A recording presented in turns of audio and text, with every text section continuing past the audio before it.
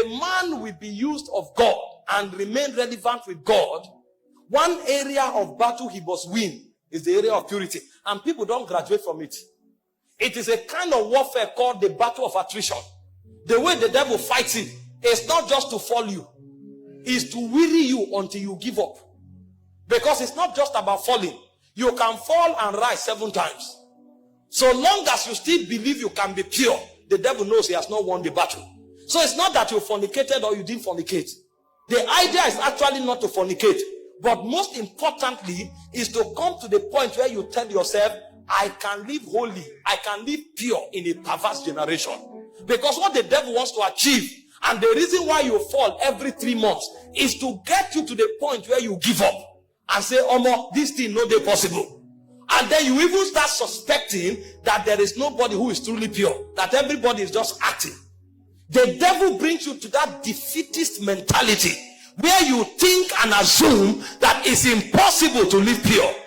And because of that, you now create a new doctrine. God accepts you as you are. God will accept you as you are, but God will not work with you as you are. You'll see new doctrines that righteousness is a nature, it's not an act. Because they have fought this battle, they feel it's impossible. And so they weaponize it and makes it a doctrine. And that doctrine enslaves many. There are many churches today where immorality is normal.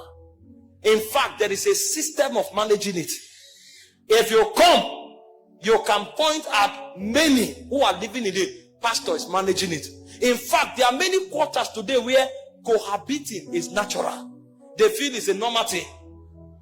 It's a normal thing to just, a boy can just move into the house with a lady, or a lady move in with a boy, and they are living like husbands and wife, and it means nothing to them. It's normal. When you are going to minister, nobody is holy. All you need to do is just to ask God for mercy, because all of us, we are work in progress. And so they legitimize iniquity. Today we have thrown morality to the gutters. Look at scriptures and find out men who captains the move of God. The Bible spoke concerning Joseph in Genesis 39 verse 9. A woman of a big man in the city threw herself at him. Those days, when you are a man of means in society, you marry the best of women. Just the same way you ride the best of horses. And this woman threw herself to Joseph. Do what you want with me. I am all yours. And Joseph asked himself a question. How can I do this evil and sin against God? How can I commit this kind of evil? Nobody was seeing, but he knew God was seeing. I can't do this. The woman threatened him. I will not do it. In our generation today, we'll be the one going to pray, Lord, this temptation in this house. Hey, help me, oh, help me. What kind of temptation is this? Temptate what? The things that should attract anger from our spirit is what we are calling temptation. How can a married woman be affectionate towards you because she's beautiful? In our generation, we call it a temptation. It triggered anger in the heart of Joseph. And Joseph said, I will never do it. When the woman eventually accused him, the guy went into prison for 14 years. And there was no record that Joseph regretted of walking in purity. It was never documented that Joseph was angry with God or Joseph regretted for what he did. And suddenly the Bible will say, until the time that his word came. It said the word of the Lord tried him. The move of God in Egypt that saved the whole world was powered by a young boy that understood the place of sexual purity. If Joseph had compromised with Potiphar's wife, probably he would have become the head of the houseboys. He would have been promoted and be given a citizenship right. He would have become a senior houseboy forever. And there wouldn't have been a move of God in Egypt.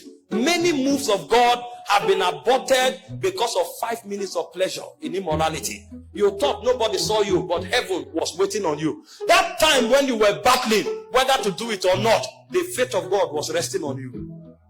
The fate of a generation was resting on you. Imagine what would have happened to the world. The whole world would have died of hunger because that move of God was resting on one man. One man. There were not two. Only Joseph knew what to do. Only Joseph. So beyond having authority over senators, beyond having lordship over the house of Pharaoh, he was the lifeline of the move of God for that dispensation. If Moses had fornicated with Potiphar's wife, even his father would have died of hunger. The plan of God for a generation, except God intervened, the world would have been wiped off. People came from all over the world to look for food in Egypt. When Moses was battling to be sexually pure, that's what God was looking at. So heaven was praying for Joseph, because they knew if he fell, the world would have died. Men would have gone into hunger and the earth would have been wiped off. Do you know what is at stake? That 5 minutes that you compromised.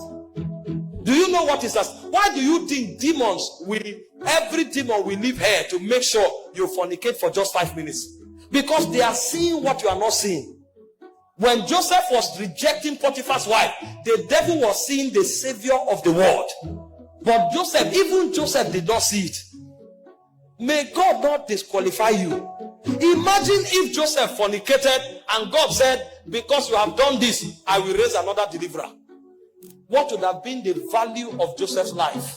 He would have been a slave forever. But when Joseph made that decision, he saved the world.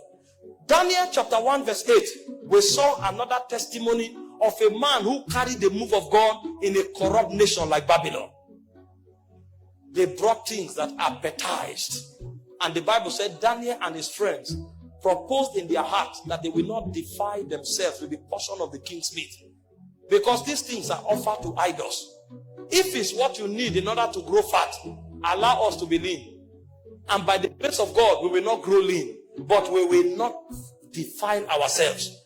God was looking at the faith of Israel. God was looking at the salvation of Israel from Babylon. It was never about food. This is the error of Adam. He thought it was about an apple. The devil knows this transaction is not about an apple. It's about the destiny of the human race. It's about the move of God over a dispensation. You are bargaining apple. A spirit is bargaining territories. You are bargaining apple. A spirit is bargaining the destiny of millions. Who told you it's an apple? You think the devil will come to you to strike a bargain with you about an apple? Do you know how busy the devil is? The Bible said the devil is running to and fro the earth. A being that busy, you think he will come away from his busy schedule and is arguing with you for 1 month just to sleep with that lady because of the pleasure? There's something he's seeing that you are not seeing. He has checked in the heaven and he has discovered that you are one of God's 7 soldiers for the next move of God. And if he brings you down, the move of God is at stake. You are thinking it's about pleasure. The devil is seeing the move of God that you are not seeing.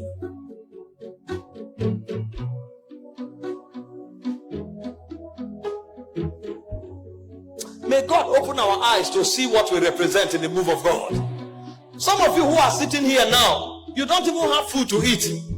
But in the next 5 years, you are the one to supply food to Christians in Gombe. And you didn't know it's part of your agenda. Because when the move of God starts, there will be a need for somebody to man the gate of supplies. And you are the one heaven has chosen. And the devil have seen that if you are not there, many will die of starvation. And he has come 7 years before and projected an agent before you. The boy comes with a well-carved BS. He has spent 2 years in the gym, built his chest, and is coming to you in the evening with singlet and well-carved BS. And you are going to your room, you carry his picture, you are smiling, he sends you a message, you are beautiful. If you want to know, go to the mirror too will tell you the same thing. You look at one text message, you read it 20 times, you smile, you smile, you smile. You are bargaining something that is about to happen in 7 years. If you have understanding, you will delete that message, block that person's number, and invite him to church to meet your pastor. If you have not yet been converted, I have no interaction with you. For what has light got to do with darkness? What has light got to do with darkness? I have no business with you except as you are converted. Because thanks for watching. Please subscribe, like, and share. God bless you.